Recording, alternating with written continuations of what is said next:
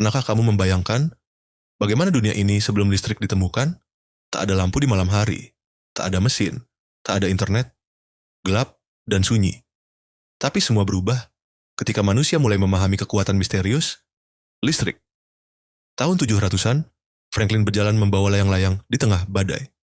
Mari kita mulai dari salah satu eksperimen paling terkenal dalam sejarah. Tahun 1752,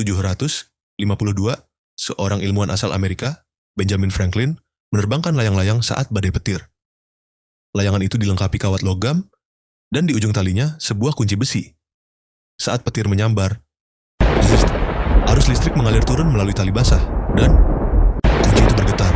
Franklin tersengat sedikit, tapi dia tersenyum. Ia membuktikan bahwa petir adalah bentuk listrik.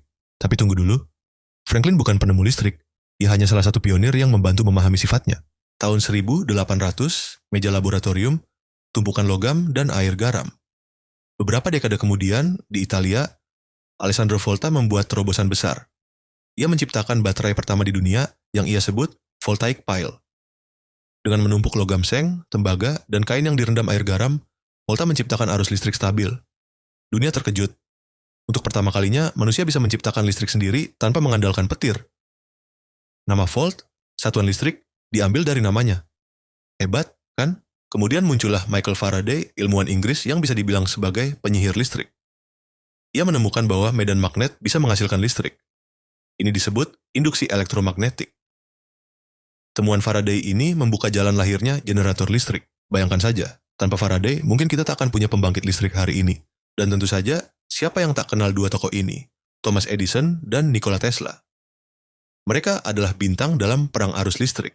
Edison menciptakan lampu pijar dan mendukung arus searah, DC. Sementara Tesla mempromosikan arus bolak-balik, AC, yang bisa mengalir lebih jauh dan lebih efisien. Pada akhirnya, Tesla menang. Arus bolak-balik digunakan di seluruh dunia hingga hari ini. Tapi jangan salah, tanpa keduanya, dunia modern takkan menyala seterang ini. Jadi, siapa penemu listrik? Jawabannya, tak hanya satu orang. Listrik adalah hasil kerja keras generasi demi generasi ilmuwan jenius yang berani mengeksplorasi, bereksperimen, dan bahkan mengambil risiko besar.